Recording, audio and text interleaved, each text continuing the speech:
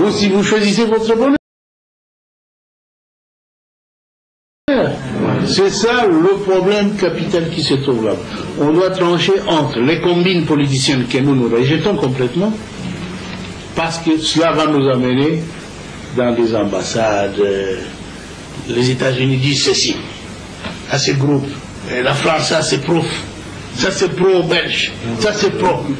Et cette fois-ci, parce qu'ils ont cherché le pro, ils n'en ont pas trouvé dans mon gouvernement. Ils sont surpris, cet homme est seul comme ça. Mais avec le peuple, c'est ça. Je suis avec le peuple. Et ils ont peur maintenant. Ils ont peur, ils n'aiment pas de dirigeants qui aient vraiment l'appui du peuple, parce que ça, ils ne le contrôlent pas. Et pourquoi ils veulent nous contrôler quand nous, on ne peut pas les contrôler?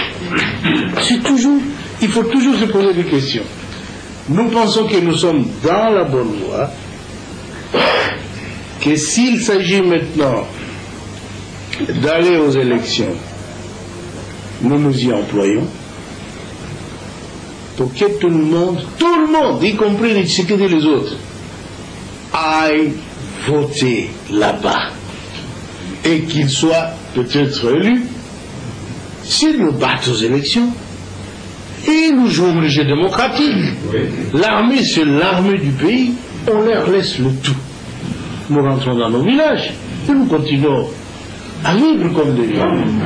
Mais on ne peut pas accepter de ne pas aller demander le vote du peuple. Qu'on accepte que les étrangers nous disent non, faites la table ronde entre vous. Mais ces étrangers, vous n'êtes pas fatigués de ces gens-là? Toujours. Quand les choses veulent bien aller, il y a des étrangers qui viennent. Mais maintenant, avec le Congo actuel, je pense qu'ils n'ont pas grand espoir. Ils ne parlent que d'assassinat, assassiner. Mais moi, je suis prêt à tout. J'ai choisi mon camp, sur le camp populaire. Je ne trahirai pas mon peuple. L'assassinat ou quoi, ça ne va rien changer. Et maintenant encore que le peuple a pris conscience,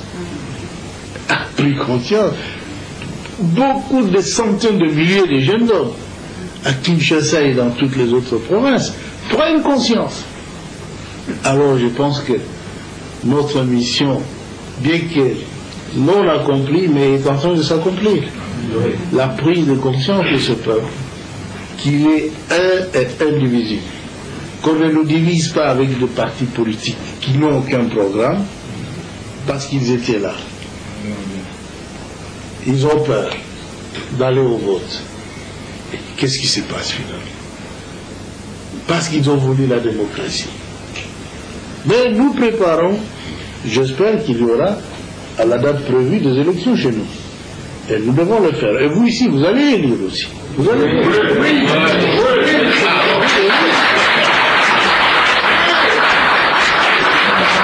Vous devez, on va commencer par les élections, les présidentielles, je crois. Les présidentielles. D'après ce que les amis qui travaillent là-bas. Et nous devons tout faire pour que la direction de notre pays soit patriotique. Pas des élections avec l'argent venu de l'extérieur, de l'étranger. Nous ne voulons pas ça. Il faut que les élections soient réellement nationales. Chacun de vous décide avec son âme et conscience de son choix. Pas de manipulation, des gens qui veulent rester au pouvoir pour s'habituer. Ce n'est pas bien.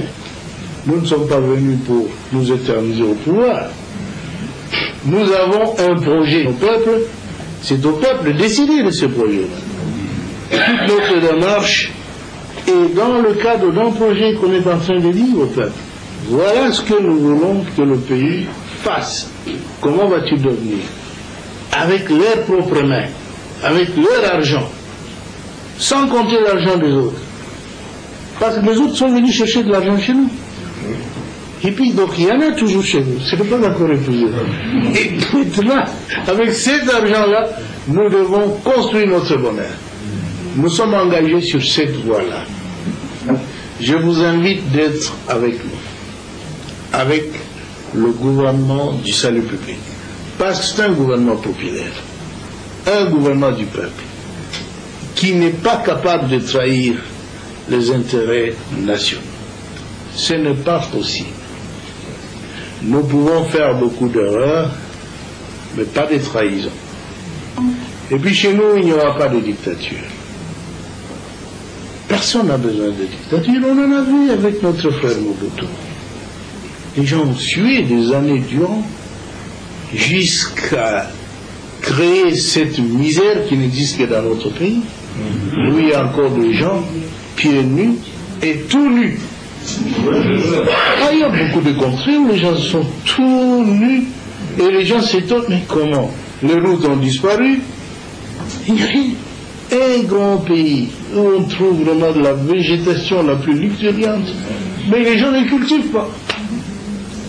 Parce qu'ils sont condamnés avec la petite roue, alors que nous sommes très riches, on peut mettre partout des tracteurs et des choses. C'est ça notre projet. Moderniser et non être des chefs, des gens qui veulent s'enrichir.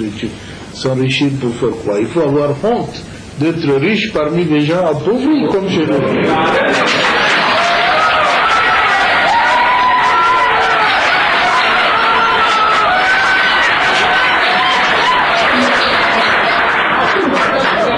Merci beaucoup.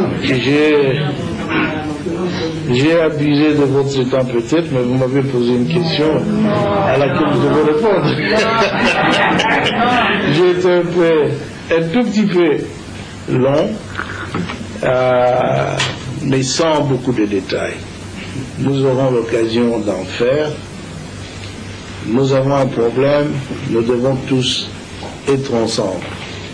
Ne nous divisons pas à cause des partis politiques qui n'ont pas servi le pays.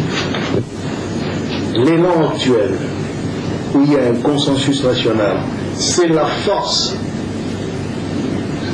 qui imprime d'abord la marche même de développement avant et qui fait peur à ces détracteurs-là du Congo de toujours. Nous sommes en train de vaincre. Mais si vous relâchez, vous acceptez d'être divisé encore, avec des sentiments, moi je suis de telle province, ceci. Personne n'a choisi ni sa tribu, ni sa province.